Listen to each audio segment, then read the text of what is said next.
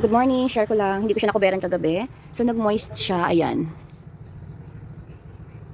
At, ang pinaka-worst, gagamitin ko ngayon, hindi siya nagka-crank. So, wala siyang ilaw dito. So, antayin ko lang siya mainitan ulit para gumana. Hindi ko na siya dinadala sa Enwo kasi wala na naman silang gagawin. So, nilinisan ko kagabi. Natalsikan siguro ng tubig. Kasi hindi ko siya nakuberan.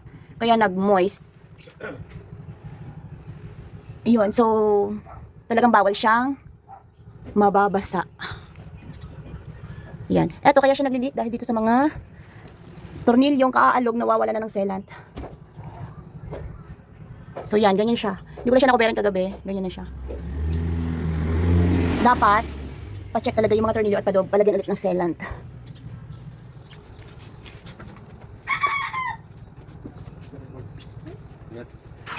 Good morning. So, try nating paanahin kung hindi siya nagka-crank. So, try nating i-blower.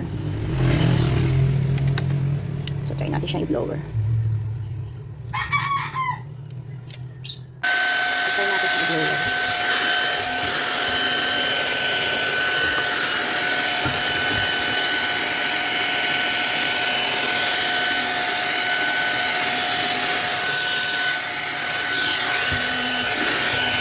So, iwasan talaga dapat na magabasa ito. So, try natin blower. Kung magana siya.